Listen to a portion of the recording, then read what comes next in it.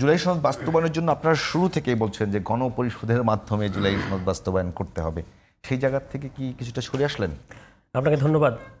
প্রথম কথা বলি যে আপনি আজকে যে শিরোনাম জটিলতায় জুলাই সনদ, আমি বলবো যে জটিলতাটা আজকে বেশ কিছুটা আইস ব্রেকিং হয়েছে এবং আমরা গণপরিষদ থেকে সরে আসি নাই। আজকের যে আলোচনাটা হয়েছে এবং সবচেয়ে পজিটিভ দিক হচ্ছে এখানে বিএনপিও তাদের জায়গা থেকে অনেকটা সরে এসেছে।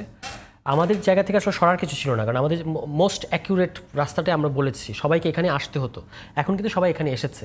আজকে যে আলোচনাটা হয়েছে আমরা বলেছি যে কমিশন যেন নেক্সট বৈঠকে আমাদেরকে এটার একটা লিখিত সুপারিশ দেয়, তাহলে ওই কাগজের উপর দাঁড়িয়ে কথা বলা যাবে, কারণ সবাই যা বলার বলে ফেলেছে, আর নতুন করে বলার কিছু নাই। কী কথা হয়েছে, আগামী এই যে জুলাই সনদ, এখন জুলাই সনদ বাস্তবায়ন করতে হবে। তা জুলাই সনদ আপনি কীভাবে বাস্তবায়ন করবেন?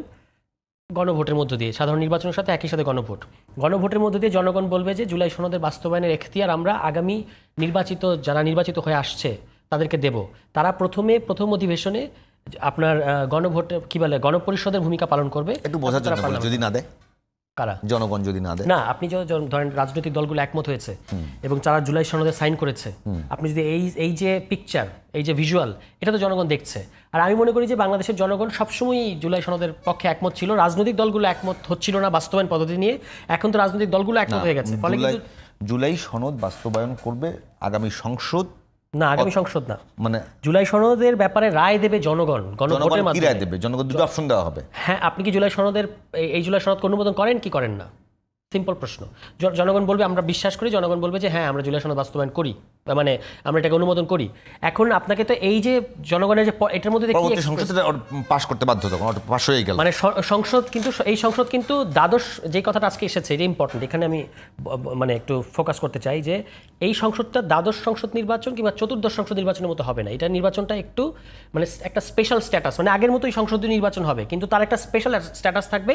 সংবিধানের মৌলিক পরিবর্তন করার এখতিয়ার আপনি তাকে দেবেন, যেটা হচ্ছে প্রথম অধিবেশন হোক কিংবা একটা নির্দিষ্ট সময় হোক, সে একটা গণপরিষদীয় ভূমিকা পালন করবে। যে কথাটা আমরা বলে এসেছিলাম যে ডুয়েল রোল। আজকে আপনি যদি বিএনপির যিনি প্রতিনিধিত্ব করেন সালাউদ্দিন আহমেদ, ওনার বক্তব্য যদি শুনে দেখেন, উনি কিন্তু কমিশনের ভেতরে এবং পরবর্তীতে প্রেস ব্রিফিং এসে এই কথা বলেছেন যে হ্যাঁ চাইলে এই ডুয়েল রোল দেওয়া যাবে, অর্থাৎ পার্লামেন্ট প্রথমে গণপরিষদের ভূমিকা পালন করবে এবং তারপর তারা সংসদের ভূমিকা পালন করবে। এই কথাটা এই জায়গায় আমরা যে কথাটা শুরু থেকেই এই লাগাতারভাবে বলে এসেছি এবং তখন এটা বলেছে ইমপ্র্যাকটিক্যাল। যে সমস্ত জায়গাগুলোতে বিএনপি নোট অফ ডিসেন্ট দিয়েছে সেগুলোকে অপশন থাকলো আর তাদের নোট অফ ডিসেন্টের ক্ষেত্রে 9টার মতো নোট অফ ডিসেন্ট আছে।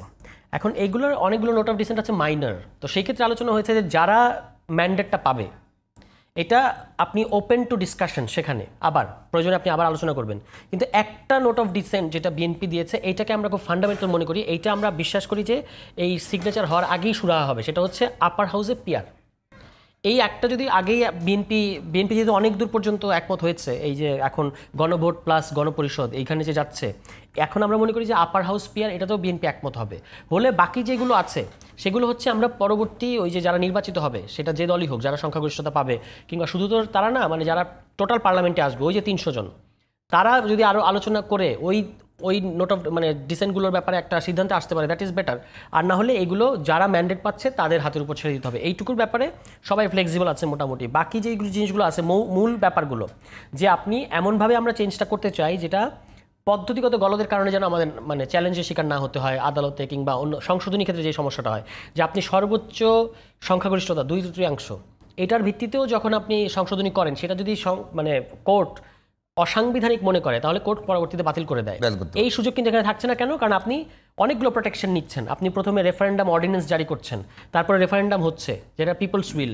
রেফারেন্ডামের মধ্য দিয়ে আপনি ওই নির্বাচিত সভাকে দুটো রোল দিচ্ছেন, একটা তার কনস্টিটিউয়েন্ট রোল, একটা তার আইন বানানোর রোল, দুটো রোল। এবং পরবর্তীতে আবারও কিন্তু একটা সেরিমোনিয়াল রেফারেন্ডাম আবার হবে, মানে একটা আনুষ্ঠানিক, যেহেতু আপনি সংবিধানটা পরিবর্তন করেছেন এখন জনগণ আবার গণভোট দিয়ে পাশ করেছে, ওইটা এক ধরনের আনুষ্ঠানিক হিসেবে ধরা যায়। তাহলে এই যে এতগুলো ধাপ পার হচ্ছে এর মধ্যে দিয়ে কিন্তু এইটা পরবর্তীতে আদালত কিন্তু এটাকে বাতিল করতে পারবে না, আদালত কিন্তু এটাকে মান্য করবে, কারণ একটা নিউ বেসিক স্ট্রাকচার তৈরি হচ্ছে এর মধ্যে দিয়ে। আদালতের কাজ হবে এটাকে ফলো করা, মানে রেফারেন্স পয়েন্টটা এখন যে আদালত আপনার বিভিন্ন সংশোধনীকে বাতিল করে দেয় বা অসাংবিধানিক বলে, সেটা কিন্তু রেফারেন্স পয়েন্ট তার হয় 1972 সালের সংবিধান, এখন কিন্তু হবে 2026 সালের যে সংবিধান, সেটা হবে আদালতের নিউ রেফারেন্স পয়েন্ট। এটা হচ্ছে ইম্পর্টেন্ট, আমরা কিন্তু এই জিনিসটাই চাচ্ছিলাম। ফলে এখন কিন্তু সবাই এখানে এসেছে। সমাধান তো সরাসরি এক প্রকার হয়েই গেল মনে করেন, সব রাজনৈতিক দলগুলো যেহেতু একটা জায়গায় চলে আসছে, কাছাকাছি চলে আসছে। এখন পর্যন্ত মাঠে যে রাজনৈতিক দলগুলো আন্দোলন করছে পিআর পদ্ধতিতে, অর্থাৎ নিম্ন কক্ষে যে পিয়ার পদ্ধতির জন্য তারা আন্দোলন করছে, তারা উচ্চ কক্ষের জন্য করছে না, কিন্তু উচ্চ কক্ষ তো আপনার জুলাই সনদের আলোচনার ভিতরে আছেই, নিম্ন কক্ষের বিষয়টা নাই। তো এখন কি এই সনদের মধ্য দিয়ে, আজকের মধ্য দিয়ে ওটাও কি সমাধান হয়ে গেল? না, মানে নিম্নকক্ষ পিয়ার কিন্তু এজেন্ডাতে ছিল না জুলাই সনদ। এজেন্ডা ছিল না, আমি ফলে বললাম এটা আপনার রাজনৈতিক দাবি, আপনি করতেই পারেন। বাংলাদেশের রাজনৈতিক দল হিসেবে তারা তাদের দাবি করতে পারছে। আমরা জুলাই সনদের মধ্যে নিম্নকক্ষ পিয়ারে হবে এটা কিন্তু এজেন্ডায় নাই, ফলে এটা নিয়ে আলোচনাই হচ্ছে না। আমরা উচ্চকক্ষে পিয়ারের কথা বলেছি। আর এটা যেহেতু জুলাই সনদে আলোচনায় নাই, এজেন্ডায় নাই, এবং আপনি আগামী ইলেকশনটা করছেন জুলাই সনদের ভিত্তিতে, সুতরাং আগামী নির্বাচন নিম্নকক্ষ পিয়ার হতে যাচ্ছে না। এটা আপনার রাজনৈতিক দাবি হিসেবে আছে, অনেকের অনেক ধরনের রাজনৈতিক দাবি তো থাকবে, সেটা তো খুব দোষের কিছু না। ওইটা আলাদা বিষয় আমার কাছে মনে হয়। ওটা আমার কাছে আলাদা বিষয় মনে হয়, কিন্তু সেইটার সমাধান কি? সেটা সমাধান হবে না। আমি দেখেছি যে যারা এই দাবিগুলো করেছে মাঠে, তারাও কিন্তু এটার ব্যাপারে যে খুব অনর, আমার কাছে সেরকম মনে হয় না। কমিশনে যখন তারা আলোচনা করে, মানে বিশেষত যে দুটো দল এই দাবিটা করেছে, একটা হচ্ছে জামায়াত ইসলাম আর হচ্ছে ইসলামী আন্দোলন, তারা কিন্তু এটার ব্যাপারে খুব রিজিড। আজকে যেমন তারা নিম্নকক্ষে পিয়ারের প্রসঙ্গই তোলে নাই। তো এখান থেকে আমরা কি ধারণা করে নেব যে তারা এটা তাদের কমিশনের এজেন্ডায় নাই, এটা তাদের অন্য রাজনৈতিক দাবি, সেটা তারা তাদের মতো করে করে।